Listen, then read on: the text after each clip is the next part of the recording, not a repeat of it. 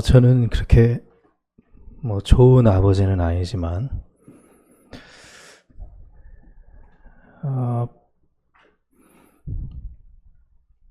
이렇게 자녀들을 보면 저 아이에게 뭐가 필요할까? 그런 생각을 의도적으로 하는 게 아니라 그냥 저절로 드는 거죠.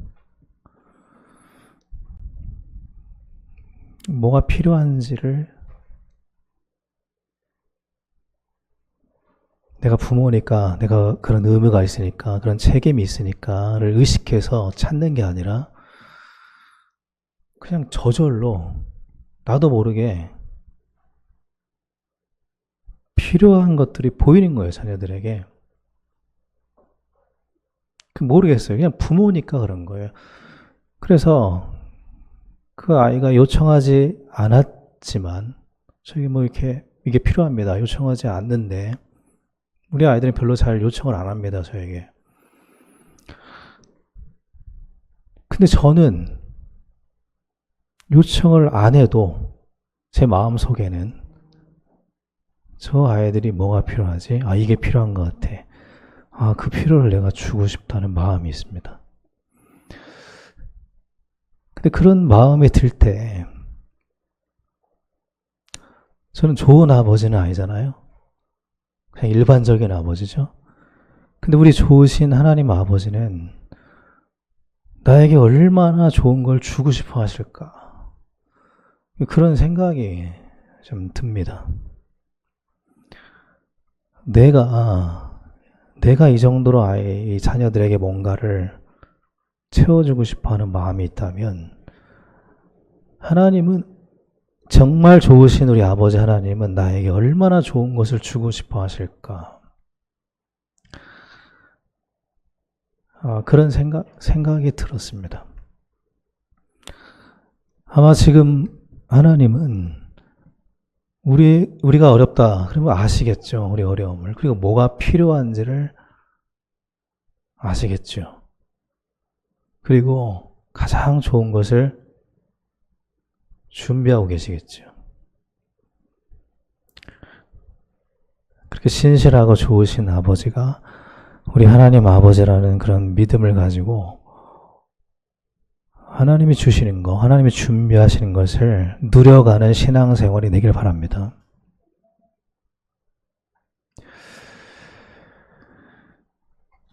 오늘은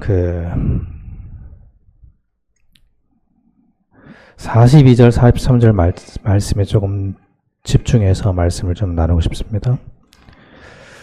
42절, 43절은 예수님께서 유대인들에게 뭔가를 전달하기 위해서 구약의 성경을 인용한 말씀입니다. 근데 지금 이 말씀을 하시는 그 배경이 언제입니까? 시점이 며칠 뒤면 예수님이 지금 십자가에 달려 돌아가시기 불과 며칠 전이에요. 그러니까 일거수일투족이 사실은 굉장히 예수님의 모든 말씀과 행동이 유언에 가까운 때입니다. 그러니까 모든 말씀, 모든 행동이 가장 중요한 시점이에요. 그래서 그 말씀 하나하나가 마지막으로 남기고자 하는 유언처럼 담겨있는 말씀입니다. 근데 오늘 말씀에 예수님께서 인용한 말씀 9절이 오늘 시편에 다윗이 한 고백입니다. 이렇게 기록이 되어 있습니다. 주께서 내 주께 이르시되 내가 네 원수를 네 발등상 삼을 때까지 내 우편에 앉았으라 하셨도다. 이 말씀입니다. 이 말씀을 사실 예수님께서 가장 심적으로 어려울 때, 그리고 실제 현실적으로도 가장 어려울 때, 그때 이 말씀을 가지고 하나님의 백성들에게 말씀을 전달을 하십니다. 뭔가를 전달하고 싶으신 거예요. 이제 얼마 뒤면 하나님 나라 가셔야 되잖아요. 그 전에 많은 걸 우리에게 전달해주고 싶어 하시는 겁니다. 그 가운데 오늘 이 말씀을 전달하십니다. 자, 근데 여기서 보면은 주께서 내 주께 이르시되, 앞에 주는 여호와 하나님을 말합니다. 그리고 뒤에 주는 예수 그리스도를 말해요. 그러니까 하나님께서 예수님께 이렇게 말씀하셨다는 겁니다. 뭐라고 말씀하셨냐면 이렇게 말씀하셨다는 거예요. 내가 너의 원수를 너의 발등상으로, 발등상은 발판입니다. 발판. 발로 밟게 하기까지예요. 네 원수를 발로 밟게 하기까지 너는 내 우편에 앉아 있으라. 우편에 앉아 있으라는 것은 그냥 앉는 걸 말하는 게 아닙니다. 그것에 머물고 거하라는 의미예요. 너는 내 우편에 머물러 있어라. 거하고 있어라. 아니, 그런데 좀 여기서 의문이 드는 것은 예수님께서 이 땅에 오신 이유가 뭡니까? 요한일서 3장 8절에 보니까 마귀를 멸하기 위해서 예수님이 오셨잖아요. 그러면 이렇게 말씀하시는 게 맞는 것 같습니다. 네가 네 원수를 네 발 아래 둘 때까지 내 우편에 앉아있으라. 이렇게 말하는 게 맞는 것 같아요. 그런데 하나님 이렇게 말씀하십니다. 내가 이렇게 말씀하셔요. 예수님께서 이 땅에 사단의 일을 멸하기 위해서 오셨는데 예수님에게 네가 그 일을 다 이룰 때까지 너는 내 우편에 앉아있어. 이러면 이해가 되겠는데 하나님은 그렇게 말씀하지 않고 내가 네 원수를 무릎 꿇게 할 때까지, 발판 되게 할 때까지, 발 아래 둘 때까지 내 우편에 앉아있으라. 마귀를 무릎 꿇게 하는 것은 예수님의 일이거든요. 근데 하나님은 그렇게 말씀하지 않습니다. 내가 그렇게 할 때까지 너는 내 우편에 앉아있으라. 근데 이 말씀은 예수님에게 하는 말씀이지만 하나님의 자녀인 우리에게도 하는 말씀이에요. 이 말씀을 통해서 우리가 알 수 있는 게 뭡니까? 하나님이 우리에게 요구하시는 것은 우리가 어떤 일을 해내는 게 아니라는 겁니다. 교회가 어떤 일을 만들어내서 그 일을 잘 해내는 게 아니라는 거예요. 많은 교회가 많은 일을 하고 있거든요. 신학교에 가면 많은 걸 배웁니다. 교회가 해야 될 일, 목사가 해야 될 일들을 배웁니다. 교회가 성장하기 위해서 뭘 해야 될지 그런 걸 배웁니다. 근데 하나님은 이렇게 말씀하셔요. 내가 이 일을 이룰 때까지, 네가 그 일을 이룰 때까지 내 우편에 앉아 있으라. 이게 아니고 우편에 대한 것은 좀 이따 얘기하겠습니다. 내가 이 일을 이룰 때까지 너는 내 우편에 앉아 있으라. 성도인 우리에게 요구하시는 것은 어떤 일을 해내는 게 아니라는 겁니다. 성경은 반복해서 이걸 말하죠. 일을 행하는 여호와, 그것을 지어 성취하는 여호와, 나 여호와가 너에게 말한다. 너희는 내게 부르짖어라. 기도하고 있어라. 일을 행하고 그것을 지어 성취하는 것은 나 여호와다. 일은 하나님이 하신다라는 걸 계속 얘기합니다. 너희는 기도하고 있으라는 거예요. 하나님이 정말 원하시는 것은 우리가 뭘 해내는 게 아니라는 겁니다. 우리가 어떤 사명을 가지고 그 사명을 이루기 위해서 열심히 사는 거 아니라는 거예요. 하나님이 원하시는 것은 단지 뭡니까? 내 우편에 머물러 있으라는 겁니다. 우리에게 원하시는 것. 너는 내 우편에 머물러 있어. 언제까지? 내가 그 일을 이룰 때까지. 그러면 우편이 뭡니까? 왜 오른쪽에 머물러 있으라고 하십니까? 오른쪽에 상징하는 게 있어요. 성경에서 오른쪽이 상징하는 게 있습니다. 출애굽기 15장 6절에 보니까 주의 오른손이 권능으로 원수를 부수시니이다. 오른쪽은, 주의 오른쪽은 주님의 권능을 상징합니다. 주의 힘을 상징해요. 그러므로 내 우편에 있으라는 건 뭐냐면 너는 내 힘 안에 머물러 있으라는 거예요. 하나님은 하나님의 일을 우리의 힘과 능력으로 하는 것이 아님을 분명히 말씀하십니다. 이 일은 네 힘과 네 능력으로 되는 것이 아니라 오직 나의 영으로 되느니라. 그 신앙생활이라고 하는 것은 우리의 힘을 기르는 게 아닙니다. 힘을 기르고 모으는 게 아니에요. 신앙생활은 하나님의 힘 안에 머무르는 겁니다. 하나님 안에 머무르는 거예요. 우리가 그동안 얼마나 많은 기독교가 역사가 잘못된 길을 걸어왔습니까? 힘을 길러서 전도하자. 힘을 길러서 선교하자. 방향을 그쪽으로 잡았습니다. 그래서 실제로 신학교 가면 교회 성장학 배웁니다. 교회를 어떻게 성장시킬 것인가를 배워요. 성장은 배워서 되는 게 아니거든요. 그 안에 생명이 있으면 자라나는 거잖아요. 그래서 하나님은 내 안에 머물러라는 겁니다. 내 안에 있으라는 겁니다. 우리의 힘을 길러서 하나님의 일을 하는 게 아니라 하나님의 힘 안에 머무를 때만 하나님의 일이 그 사람을 통해서 이루어진다는 겁니다.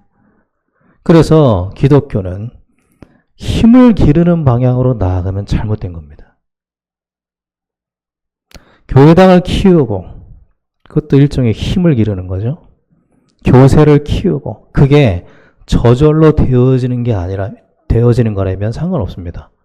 자연스러운 하나님의 은혜라면 상관없는 거예요. 그런데 목표를, 방향을 교회당을 키우고 교세를 키우고 경제를 키우는 것을 어떤 목표로 설정해서는 안 된다는 겁니다. 성도는, 교회는 하나님 안에 있어야 된다는 거예요. 하나님 힘 안에 머물러야 된다는 겁니다. 끊임없이 하나님 안으로 들어가서 하나님과 교제하는 게 신앙생활이라는 겁니다. 그러므로 신앙의 목적은 어떤 일을 이뤄내는 데 있는 게 아니에요. 신앙의 목적은 하나님과 함께하는 것에 있습니다. 그것이 창조의 본질이죠. 창조의 본질은 뭡니까? 하나님 안에 있는 거예요. 존재의 본질은 뭡니까? 하나님 안에 있는 거예요. 성경의 모든 역사의 핵심은 뭡니까? 하나님과 함께하는 겁니다. 하나님께는 그것만 시간이에요. 하나님과 함께하는 것이 시간이고 하나님 안에 있는 게 가치고 하나님 안에 있는 게 인생의 의미입니다. 그렇게 보시는 거예요. 그것 때문에 하나님이 이 땅에 오셨잖아요. 하나님이 이 땅에 오신 이유를 단 한 단어로 설명합니다. 보라, 처녀가 잉태하여 아들을 낳으리니 그 이름을 임마누엘이라 하리라. 하나님의 모든 소원을 담아서 아들의 이름을 지었는데 그 이름이 임마누엘이에요. 하나님이 우리와 함께 하시는, 그게 하나님의 유일한 목적이고 소원이라는 겁니다. 그게 우편이에요. 내가 모든 일을 이룰 때까지 너는 내 우편에 앉아있으라. 내 힘 안에 머물러 있으라. 거하라. 나와 함께 있으라. 왜냐? 마귀를 이길 힘은 하나님께만 있기 때문에, 어둠을 이길 길은 빛밖에 없기 때문에 여러분의 힘으로 어둠을 이길 수가 없습니다. 빛이 들어와야만 어둠은 사라지는 거예요.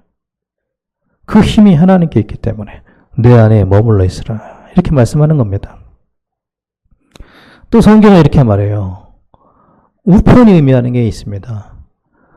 솔로몬이 성전을 짓고 오른쪽 기둥의 이름을 야긴이라고 짓습니다. 그 야긴이라는 뜻은 뭐냐면 그가 굳게 세우신다라는 의미예요. 오른쪽이라는 의미는 하나님이 굳게 세우시는 자리를 의미합니다. 하나님이 세우는 자리를 의미해요. 그래서 다윗은 하나님이 나를 붙드신다라는 표현을 많이 해요. 왜냐하면 다윗의 인생은 늘 흔들거리는 위기가 많았거든요. 넘어질 위기가 너무나 많았거든요. 그때마다 넘어질 때마다 균형을 잃으려고 할 때마다 하나님이 나를 붙드신다라는 표현을 하는 거예요. 하나님이 붙드시면 어떻게 됩니까? 서잖아요. 견고하게 세워지잖아요. 성경은 이렇게 말합니다. 하나님이 지키시지 않으면 지키는 자의 수고가 헛되도다. 우리가 균형을 잃고 쓰러지려고 할 때, 내 자녀가 균형을 잃고 쓰러지려고 할 때 부모는 어떻게 합니까? 당연히 탁 붙잡아 주잖아요. 뭐에 걸려가지고 넘어지려고 할 때 그 보고 가만히 있는 부모는 없습니다. 나도 모르게 손을 뻗어서 잡아서 세워주죠. 순간적으로요. 그게 부모잖아요. 근데 하나님께서 나를 붙들어 주신다는 거예요. 우리는 거의 항상 인생을 살면서 균형을 잃습니다. 넘어지려고 휘청거릴 때가 많아요. 받쳐줄 기둥이 필요합니다. 붙잡아줄 존재가 필요해요.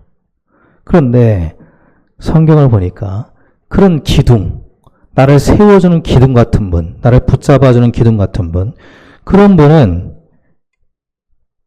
다윗은 하나님이라고 보겠습니다. 다윗의 인생을 보면은 다윗 주변의 사람들 중에는 그런 기둥 같은 사람이 없었습니다. 언제나 그 반대였는데 다윗을 넘어지게 하는 존재는 항상 가까운 사람들이었어요. 다윗의 아들이 다윗을 휘청거리게 만들었고요. 다윗에게 가장 필요했던 요압이라는 장군이 다윗을 가장 어렵게 한 사람이에요. 가장 스트레스 받게 만든 사람입니다. 그러니까 주변에 있는 사람들은 언제든지 다윗을 휘청거리게 만들었습니다. 언제나 넘어지게 만드는 경우가 많았어요. 그때마다 다윗을 붙잡아 세워준 분은 언제나 하나님이셨어요. 그 우리도 마찬가지고 우리 교회도 마찬가지인 줄 믿습니다. 원래 인생이라는 것은 늘 흔들거림이 있게 마련이에요. 그래서 그 흔들거림을 별로 대수롭게 여길 필요가 없습니다. 원래 그런 거니까요. 우리 아버지 되신 하나님께서 이렇게 말씀하십니다. 내가 모든 것을 다 이룰 테니까 너는 내 우편에 앉아서 내가 붙들어주는 인생 속에 있어라. 내가 너를 넘어지지 않게 붙들어줄게. 그렇게 말씀하시는 겁니다. 또 오른편에는 이런 의미가 있습니다. 시편 16장 11절에 보니까 이런 말씀이 있어요. 주님의 오른쪽에는 영원한 즐거움이 있습니다.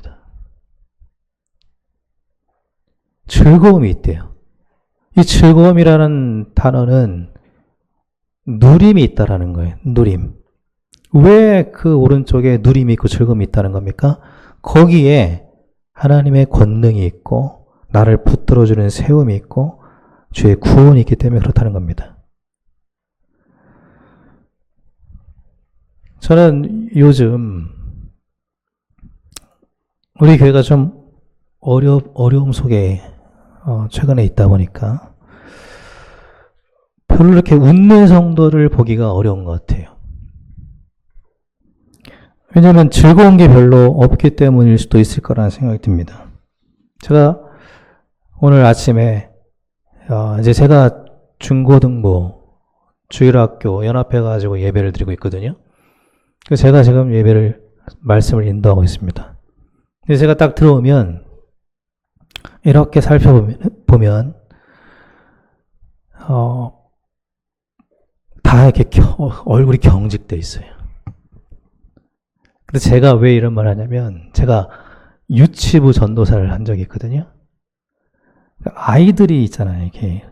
유치부 전도사 할 때, 교사들이, 아이들이 올 때, 다 웃는 얼굴을 맞이합니다. 다 밝아요, 막. 활짝활짝 웃어요.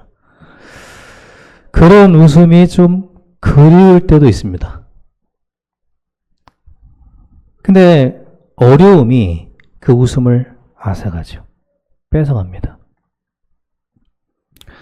많이 경직됐다. 그러니까 저도 경직돼 있어요, 요즘. 별로 웃을 일이 별로 없잖아요. 근데 성경의 인물들을 보니까, 특히 다윗을 보니까,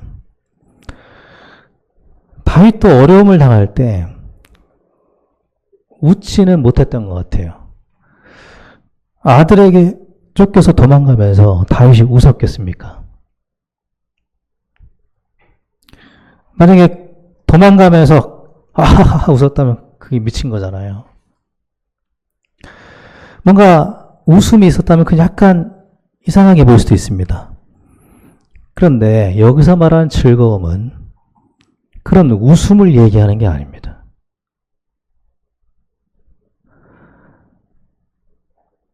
여기서 말하는 주님 우편에 즐거움이 있다라는 이 즐거움은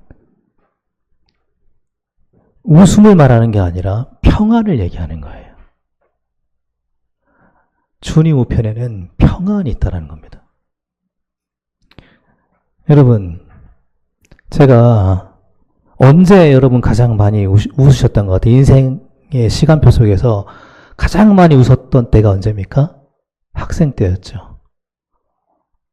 제가 그랬던 것 같아요. 저는 학생 때 그냥 뭐 별거 아닌데 늘 웃고 지냈던 것 같아요. 근데 저는 기억합니다.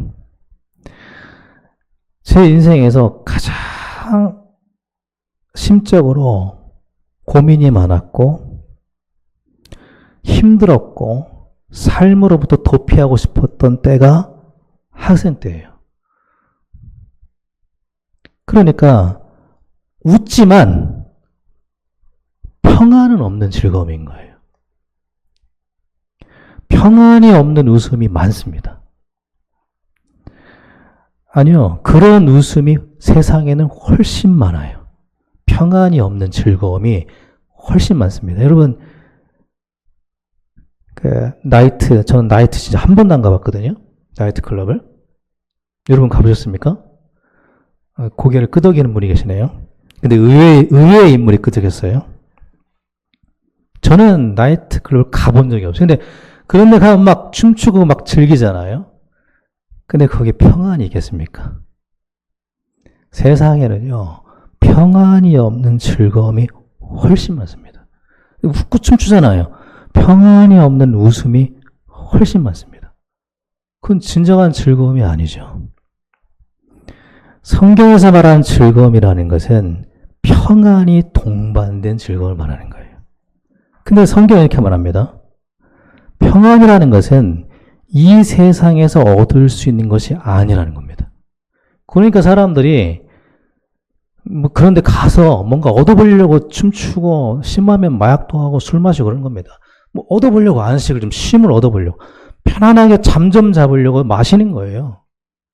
여러분 술 안 마시면요 잠 못 자는 사람 많습니다. 안식이 없는 거예요. 그런 거 먹어서 어떻게든 쉬어보려고 하는 겁니다. 그게 뭘 말하는 겁니까? 평안이 없다라는 거예요. 취했을 때는 막 즐거워 보여요, 사람이. 근데 평안이 전혀 없는 즐거움인 거죠. 세상은 평안이 없습니다. 어디 가서도 얻을 수가 없대요. 성경은 말합니다. 내가 너에게 평안을 주노라. 평안은 주님이 주는 거라는 거예요. 평안은 하나님이 함께하는 게 평안이라는 겁니다. 하나님이 있는 곳에만 평안이 있다는 거예요. 그래서 하나님은 너 내 우편에 머물러 거기서 평안을 얻으라. 요즘 좀 어려운 일이 많아서 웃음기는 없어도 평안하시기를 예수님으로 축원합니다. 하나님은 지친 우리에게 찾아오셔서 말씀하셨어요. 수고하고 무거운 짐진 나들아 그 짐 내려놓고 내게 와서 쉬어라.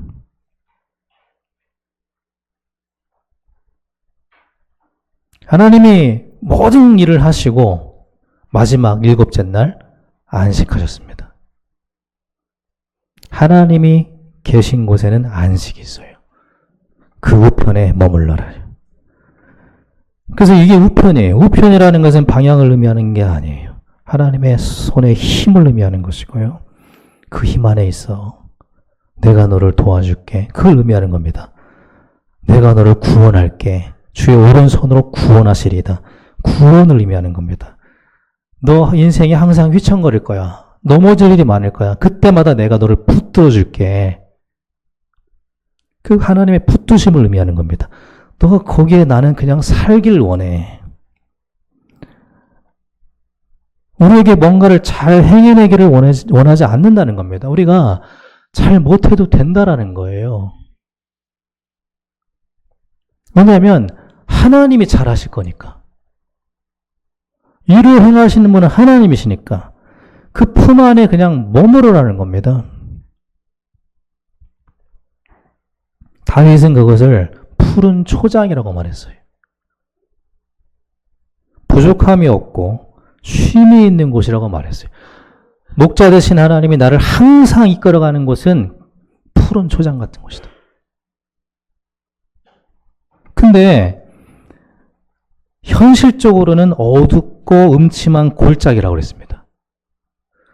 내 눈에 보이는 현실은 어둡고 음침한 골짜기지만 하나님은 나를 항상 푸른 초장으로 인도하셔서 나를 거기서 먹이시고 부족함이 없게 하시고 쉬게 하신다.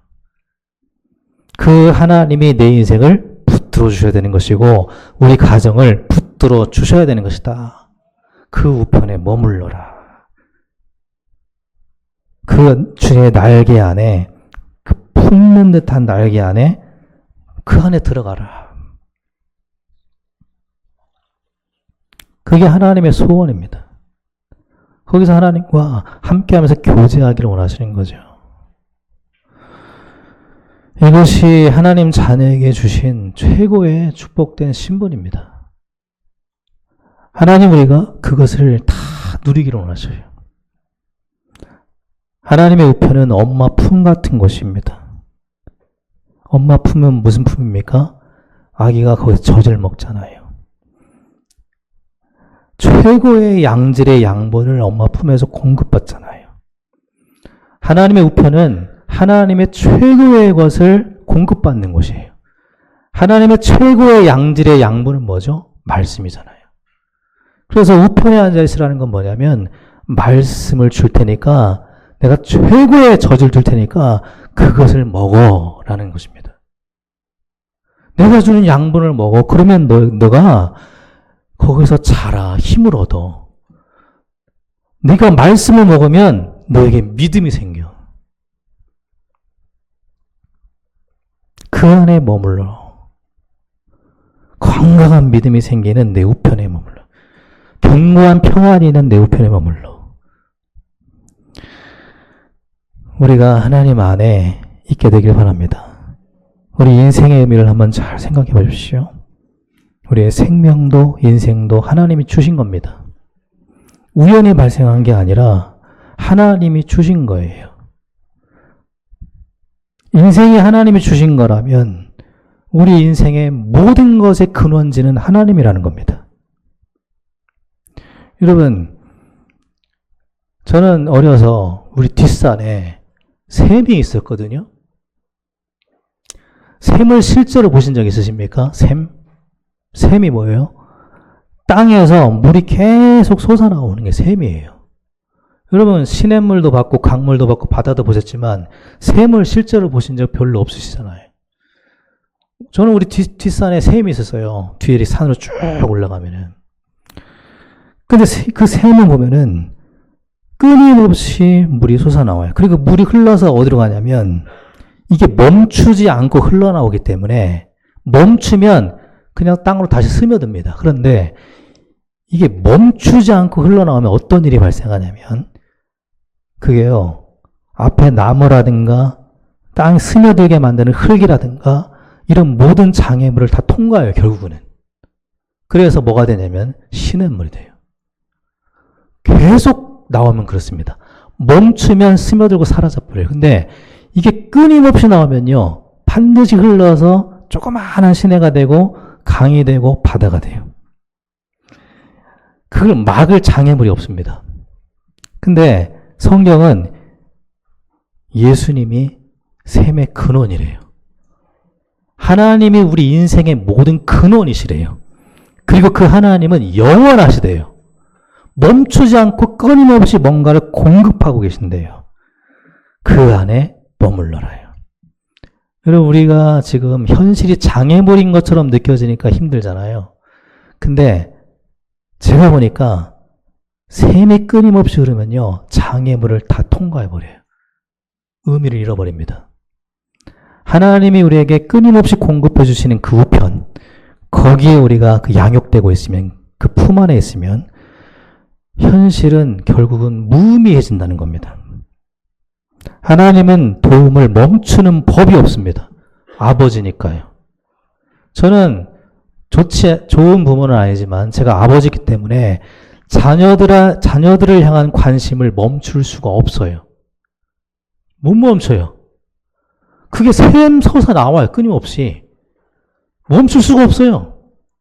그래서 뭐 필요를 채워주고 나면 또 찾아요. 제가 뭐가 필요할까. 그게 아버지예요. 근데 저보다 더 좋은 아버지가 우리에게 도움을 주고 싶어서 내 우편에 앉아있으라. 내가 너에게 끊임없는 힘을 공급하고 구원을 공급하고 안식과 평안을 공급해 줄게. 내 우편에 머물러 있으라. 우리가 필요하다고 말하지도 않았는데 요청하지도 않았는데 하나님은 주실 마음이 가득하다는 겁니다. 거기에 머물면 우리 인생은 풍성해집니다. 현실을 넘어서는 하나님의 손의 역사, 하나님이 여시는 길, 광야에 내는 길이 뭔지를 보게 됩니다. 우리가 현실 따로 믿음 따로 종교 생활하는 게 아니라 현실 속에서도 하나님을 믿는 믿음으로 평안을 누리며 그 능력을 누리며 살아가는 우리 모든 성도님들 되기를, 우리 교회 되기를 예수님의 이름으로 축원합니다.